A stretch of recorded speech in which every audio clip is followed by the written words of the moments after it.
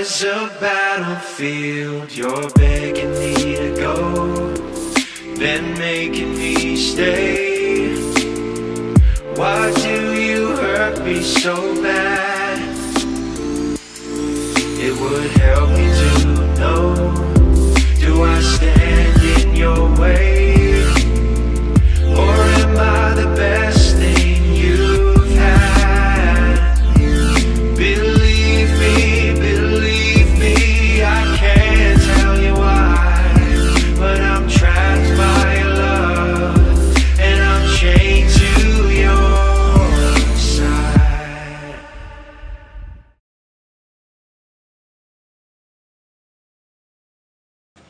So let's go step by step what you need to do to use this machine. First step obviously is place the dragon eggs. What you don't want to do is place on this slime block, what I do often accidentally. You don't want to do that. You can actually do that, it's gonna break this bedrock, but yeah, it's not supposed to be like that. So when you're done with that, you need to assemble the machine. But before I do that, as you can see, I marked out the place where we are about to break the bedrock. You can see all the lines here. Those are the places where we are gonna break it. And so you assemble the machine by updating this piston. And you don't want to assemble it when you're not actually gonna break the bedrock, because you can make the machine collapse, and how to fix that I'll show you later. So when you have actually assembled the machine, what you wanna do is go off in the distance so far that you're in lazy chunks, and the best way to do that's probably using a leecher, obviously, but you gotta be very careful. You don't want to accidentally go too far.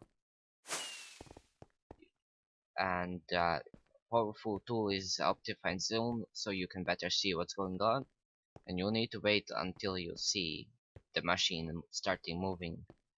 On YouTube you probably can't see when it's doing that. Yeah, it's doing it right now. It's slowly moving. And then let's go back.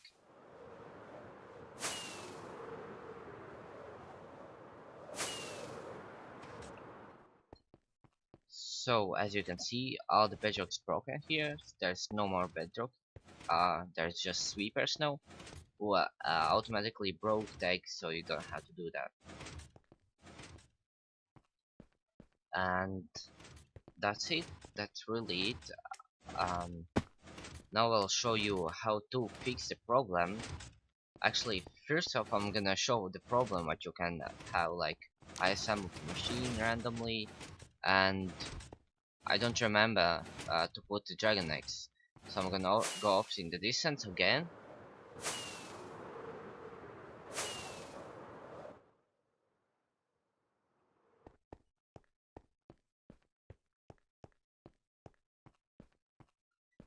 I think what you can do is make a line of the chunk where you need to go, and this is not it yet. So this is the chunk what I need to be for the machine to move, and you could make a line here with some scaffolding blocks, so you can quickly actually go fly here and know already that you need to be here. So anyway, let's go back.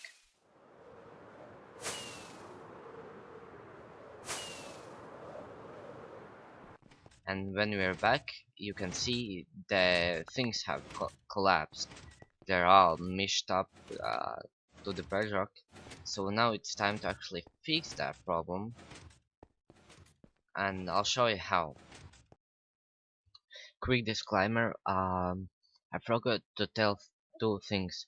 First off, below the bedrock layer, you want to dig two layers of netherrack for the bottom sweeper. If you see a hole instantly filled in with some kind of block, what's not a liquid block, because that can break the bottom sweeper. So to fix that, you need to break this bedrock, or you can rebuild the whole machine, but you probably don't want to do. The way you can rebuild it is by rebuilding it one block to the side. But I would suggest to break the bedrock, which is not too hard, so I'll show you how right now. So you can place this pressure plate and fans there. You wanna grab a block, place it here, repeater on 2 ticks, block there is suggested, and then you want to make this floppy rail and minecart here. And then you want just place banners, 6 banners in this case, on that, and then you just want to place the dragon's eggs on top.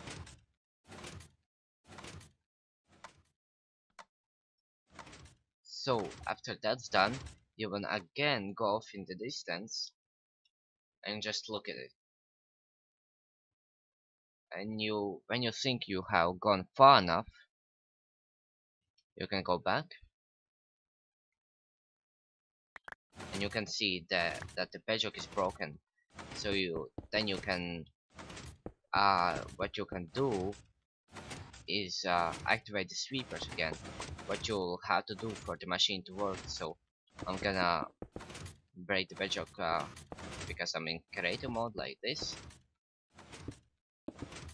and you pull the sweepers like that.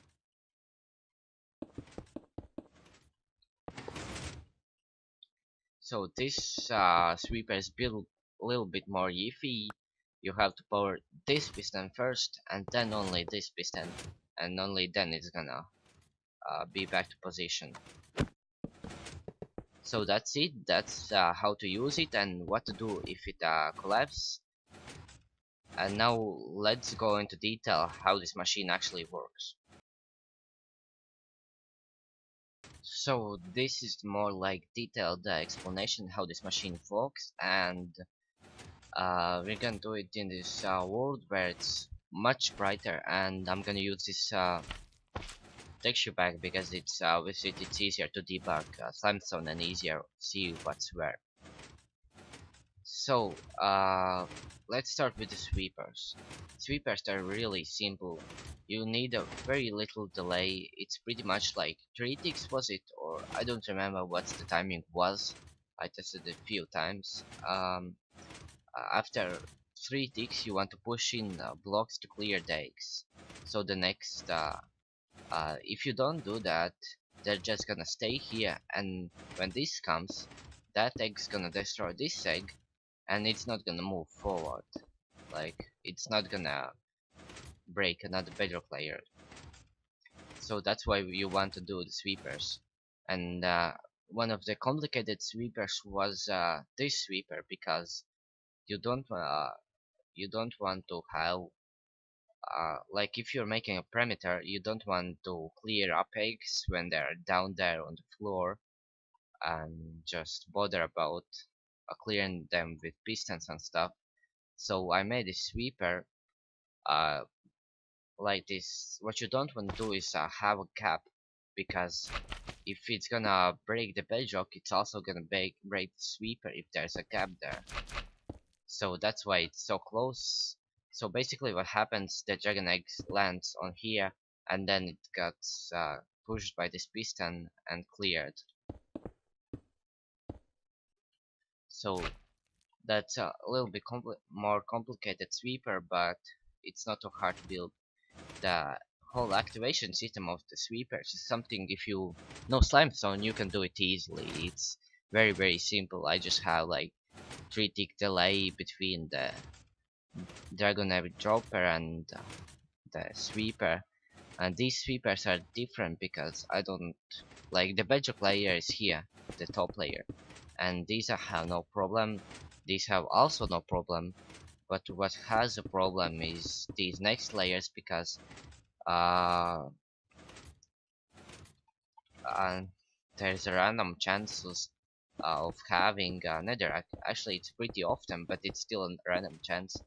And if it sticks to netherrack and there's that, it's not gonna move further. So I needed to make something non-sticky, so I had to come up with this design, and it works just fine. And also, this is pretty simple too. It's just blah blah blah. And also, what you didn't want to do is just have slime blocks down here, because they're also gonna stick to netherrack. Let's say this is netherrack, and they're gonna stick to it and not gonna move anymore. So let's go to the actual part. What was somewhat complicated to build is this movable uh, lazy chunk detector. Basically, it detects when you go out. And I got to building this machine actually only because a guy, Mythical Pingu, uh, told me that you can make a lazy chunk detector with detector rails, and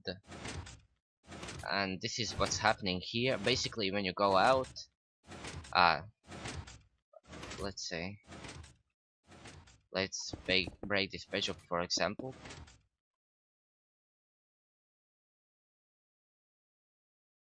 So when you go out, what happens is this stops pulsing, it becomes deactive.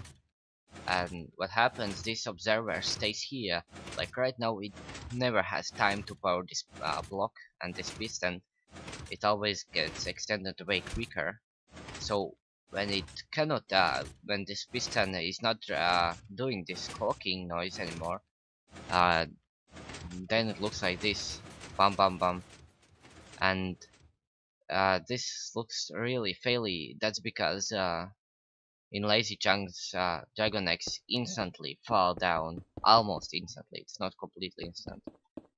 Um, so that's why it looks so wrong. And yeah, so oops. That's how the lazy chunk detection system works. The reason why you need to activate this machine to use it again is because in lazy chunks you cannot move the minecart. It's gonna just fall and you have to replace it every time, so it's easier to make it manually movable instead of having to replace the minecart every time. Because how you do it is, well, let's just ignore that. You have to carefully push it in, so, and you can accidentally push it so it doesn't flicker, and you don't want that. So now it's set to go. The complicated thing about this lazy chunk detector was the rails. It's very annoying to move rails, so I had to play around with the slime blocks a little bit, and after time I got them to move. Another thing was a little bit annoying was this system. I had to like pull it way slower. Uh, what I had, let's just trigger it and you can see. Like, see, it's like has a delay, because if you extend it together with like this block, there's a random chance of the observer powering and it instantly goes off and the machine collapses. So I had to make it reliable by putting this a little bit delay here, and now it works 100%. At least haven't broke up on me. And so that's it for this rambling about the machine. I hope you like the machine. Bye.